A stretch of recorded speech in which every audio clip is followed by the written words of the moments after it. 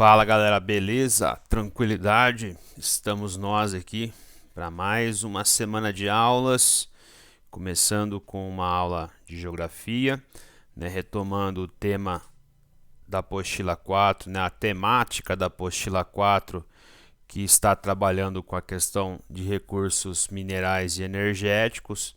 E desde a semana passada a gente começou a trabalhar com recursos energéticos, Essa semana então não vai ser diferente. Trabalharemos com petróleo no Brasil e energia nuclear. Então são aulas que vão ser um pouco mais curtas, E porque são vários temas, então são aulas pequenas, com exceção talvez da última que vai trabalhar com fontes alternativas de energia. Ok? Que isso fica para semana que vem, para as aulas da semana que vem. Então, o tema do petróleo no Brasil é um tema, como não deveria deixar de ser, bastante importante. Nós vamos ter algumas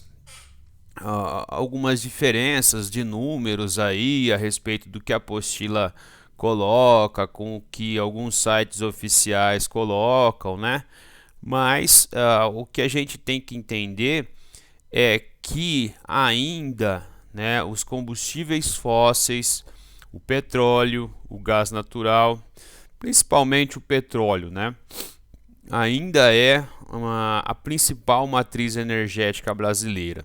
Quando a gente pensa na produção de energia, de transporte principalmente, uma vez que a energia elétrica é produzida principalmente por hidráulica, via hidráulica, pela força das águas, pelas usinas hidrelétricas.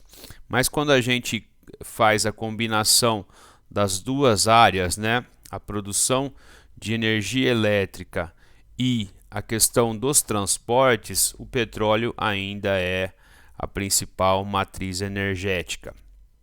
E a gente já vem falando disso, isso acredito que nos próximos 10, 20 anos ainda será uma importante ou uma das mais importantes matrizes energéticas. Agora, quanto a 30 anos, dali para frente, acredito que os veículos elétricos vão dar o tom aí da coisa. Mas não é minha área de estudo, mas é uma área que eu apenas tenho alguns conhecimentos básicos, certo? Então não vou fazer aqui presságios, não tenho bola de cristal para fazer especulações mais consistentes, ok? Só digo então, afirmo com segurança que ainda é um recurso muito importante e que é um recurso que ainda traz um impacto relevante na questão ambiental, principalmente mundial, não no caso do Brasil muito, perto de alguns países nós consumimos pouco petróleo, tá certo?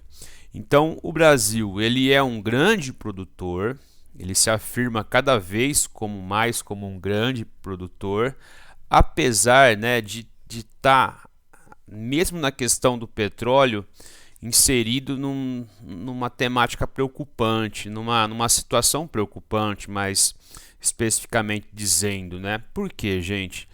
O Brasil ele até exporta petróleo bruto, certo? É o material bruto. Então, quase nada é feito sobre esse material em questão de transformação. E o Brasil importa, já o combustível quase que pronto. Então significa o quê? Quando a gente pensa, vocês vão trabalhar isso mais no ano que vem. Quando a gente pensa em balança comercial, significa que nós vendemos um produto bruto, por um preço menor e importamos o produto pronto com um preço maior. A gente chama isso na economia, a gente não sou economista, mas é a expressão usada de valor agregado. Então, se a gente exporta petróleo bruto, significa que nós exportamos um baixo valor agregado. E se nós importamos petróleo, combustíveis prontos, refinados, já quase pronto para uso, nós estamos, né, importando produtos com mais valor agregado. Então isso vai trazer uma situação desfavorável para a entrada de dinheiro e saída de dinheiro do nosso país, tá certo? Então é importante chamar atenção para isso. O principal símbolo, né, da questão do petróleo no Brasil é a Petrobras, né? A empresa que foi fundada nos anos 50, empresa estatal fundada por Getúlio Vargas, tinha um monopólio absoluto da exploração, do refino, do transporte, certo? Então ela por mais que o Brasil, né, fosse um país capitalista, aquela coisa toda, a empresa Petrobras, quando foi fundada, foi uma empresa 100% estatal, né? Então a empresa tinha o país, a federação, tinha o total controle da mesma.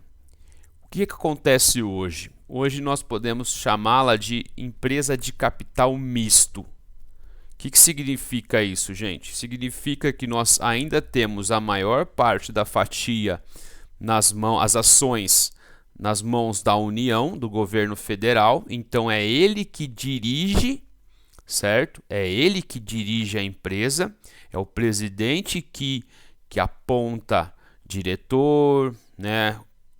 O grupo diretivo.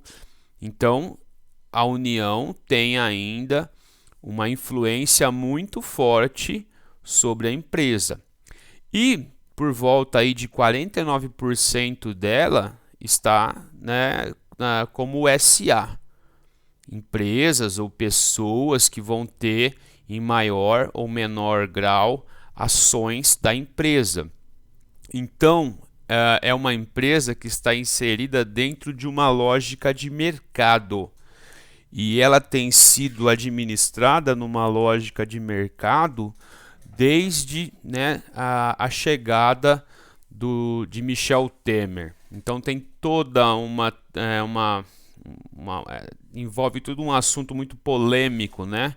Porque quando Dilma presidiu a empresa, para o preço do petróleo, da gasolina e do diesel não ficar muito mais caro por conta da inflação que estava saltando, que estava subindo, ela usava do artifício dos subsídios. O que é isso?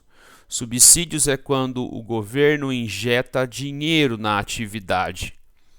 E o que está ao injetar dinheiro na atividade, o que está objetificando, né? Qual que é o objetivo do governo? Fazer com que esse produto chegasse mais barato, né, no consumidor. E também por conta de que a maior parte dos produtos é transportada por caminhões, que não contribuísse com a inflação. Só que isso pode ter sido bom para nós consumidores, mas para a empresa, para o capital da empresa, não, porque ela perde valor de mercado. No mercado de ações, as ações da empresa ficam depreciadas, tá certo? Então é toda uma temática bastante complexa. Então, uma coisa é a questão de mercado, uma coisa são as ações das pessoas, as pessoas que investem, elas querem ganhar dinheiro, e outra coisa é nós ao consumir gasolina e diesel, ok? Os marcos da questão do petróleo no Brasil, né? Veja que começa em 38, bem antes até da Petrobras, cria-se o Conselho Nacional do Petróleo. Em 39 foi descoberto o primeiro poço de petróleo no país, em Lobato, Bahia. 53, a criação da Petrobras. Então veja, né, com o monopólio estatal do petróleo, o que significa isso então, gente? Só a Petrobras pode explorar o recurso no nosso território, ok? 74, a descoberta de petróleo na bacia de Campos. Então o Brasil, ele sempre desenvolveu tecnologia de prospecção de petróleo no mar. Ele é pioneiro nessa atividade, nessa matéria, tá? Pelo menos em alguma coisa nós somos, né, referência, né? Então nós fomos referência na exploração de petróleo no mar e depois também em grande profundidade com a descoberta do pré-sal. Em 95, veja, né, quebra-se o monopólio estatal da Petrobras, a empresa vai ser transformada de capital misto dentro do governo de Fernando Henrique Cardoso, né, dentro de uma espécie de liberalização da economia, ou em parte, né, da nossa economia. 97 criou-se a Agência do Petróleo para regular a atividade. Então, se quebrou o monopólio estatal do petróleo, outras empresas podem participar, certo? Em 2006, a produção supera o consumo. E 2007, 2008, na esteira do pré-sal, né, descoberta dos poços de Tupi e Júpiter. São grandes poços de petróleo, certo? Então, poços de petróleo que estão dentro daquilo que se entende por pré-sal. Então, o que seria o pré-sal? Pré-sal é o termo utilizado para designar a camada geológica encontrada na Bacia de Santos, né, em alta profundidade do piso oceânico. Então, nós temos reservas aí, né, entre 5 e 8 bilhões de barris de petróleo e gás natural. Não se esqueçam que o gás natural, como nós vimos em outras aulas, eles estão acomodados de forma conjunta ao petróleo, né? Então, o gás natural, imagino que esteja por cima e o petróleo por baixo, né? Isso é uma dedução que eu estou fazendo aqui, certo?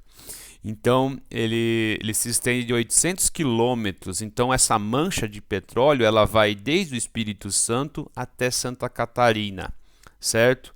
Então, nós temos um petróleo em alta profundidade, de alta qualidade, ele é fino, né? Então, se ele é fino, ele produz um combustível, né, melhor, então de melhor e com um potencial, com mais potencial, com mais qualidade. Veja aqui um perfil, né? Então aqui está o nível do mar, né? O nível da superfície do mar. Então vejam que existem camadas, camada de solo, camada que chama-se pós-sal, camada de sal. Então esse petróleo, ele está, se fala que ele está no pré-sal, significa que ele está abaixo dessa camada de sal. Então percebam, ó, é uma alta profundidade, né? Chega-se a 5.500 metros de profundidade. É muita coisa. Então é necessário uma tecnologia, né, de ponta para poder fazer essa prospecção. E a Petrobras desenvolveu essa tecnologia, ok? Então, como eu disse, ela é pioneira nessa matéria. Vejam que as áreas de exploração de petróleo no Brasil, elas estão muito mais no mar do que no nosso continente, no nosso território firme mesmo, né? Então veja, ó, somente aqui na Amazônia, perto da bacia amazônica, e aqui no Paraná, ó, entre o Paraná e Santa Catarina, que nós temos algumas atividades de exploração em terra firme. O resto é toda a exploração no mar. Tá entendendo? Então, e vejam que a cor vermelha diz respeito a Petrobras e outra verde a empresas privadas parceiras. Outra coisa interessante chamar a atenção de vocês, né? Acho que o ano passado ou outro ano foi aprovado um marco que quando o pré-sal foi descoberto, a Petrobras também tinha um monopólio sobre ele. Mas aí acho que o ano passado ou ano retrasado, por um projeto de lei do senador José Serra, né, esse monopólio da exploração do pré-sal foi quebrado. Então outras empresas podem, a partir de licitação, a partir de concessão, participar dessa exploração. Vejam aí, né, nesse slide, as refinarias. O que é uma refinaria? A refinaria ela é como se fosse uma indústria petroquímica, né? Ela está dentro desse circuito. ela vai pegar o produto bruto e transformá-lo em derivados de petróleo, né? Gasolina, querosene, diesel. Então, qual que é a nossa situação? Nós, a cada ano que passa, nós consumimos mais. Então, a demanda por produto pronto, derivado de petróleo pronto, ela aumenta.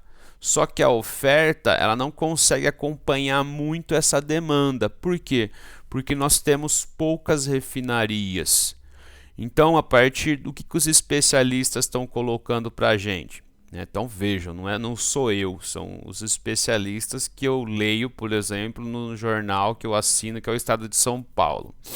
A Petrobras tem que flexibilizar a atividade de refinaria, né, para que mais empresas possam, né, investir, construir estrutura para aumentar a capacidade de refino. Então nós não podemos ficar apenas dependentes da Petrobras, né? Porque aí a nossa demanda vai ser maior do que a oferta e aí nós vamos ter que acabar importando, né, combustível pronto. Então é necessário um maior investimento, né, em refinarias. E olha uma coisa interessante, né? As refinarias elas estão localizadas aonde a densidade demográfica é maior, né? Sobretudo aqui na região centro-sul ou sudeste-sul e algumas aqui na região nordeste. Vejam que existe apenas uma refinaria de Manaus no interior do continente mesmo, do país continente, né? Que o nosso país é um país continente. Então percebam, né? Isso reflete a menor densidade demográfica, isso reflete a menor demanda pelo produto, tá certo? Então por isso que nós vemos apenas uma refinaria dentro do nosso território, um pouco mais afastado do que seria essa região próxima do litoral. Aqui, né, é uma imagem muito legal, né, que mostra a base a plataforma de exploração, os navios petroleiros, os navios sonda. Então vejam que existe a captação aqui do fundo do mar. E uma coisa bacana, né? A gente aprendeu em aulas passadas a teoria da tectônica de placas, aprendemos o que é uma crosta oceânica, o que é uma crosta continental, né? Então eu chamo a atenção de vocês para um detalhe. A exploração do petróleo, por mais que seja dentro do mar, ela se faz dentro da crosta continental, certo? Então não é na crosta oceânica. A nossa exploração de petróleo ela se faz na parte da crosta continental que está submersa. Então dentro do relevo oceânico esse lugar se chama plataforma continental. Tá ok? Então não seria na crosta oceânica. Vejam aqui, né? Aqui a parte emersa e aqui essa imagem mostra para a gente como que a Petrobras ela foi evoluindo em matéria de prospecção em alta profundidade. Então veja, em 77 ela explorava petróleo, né, numa profundidade bem menor e hoje ela consegue explorar petróleo, né, a mais de 5.000 metros, né, a 5 quilômetros para dentro, né, da superfície terrestre.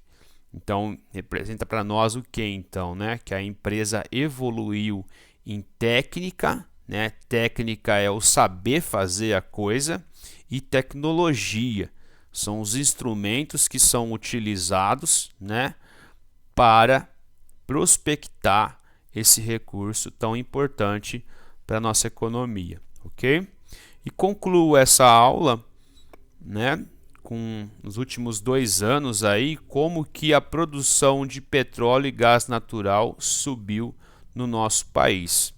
Então é interessante o uso do gás natural, nós já falamos isso em aula passada, né, porque o gás natural ele pode ser usado nas usinas térmicas e ele pode substituir o carvão mineral. Então o gás natural, o impacto ambiental dele é muito menor comparado ao carvão. Então é interessante, né? Ele tem em mais quantidade, ele vai ter um menor impacto. Então, né? Que bom que a atividade de gás natural ela está aumentando no nosso país, ok? Então é isso. Nossa aula de hoje é isso. Espero que tenham gostado aí. Façam a leitura da apostila. Um abração, até a próxima.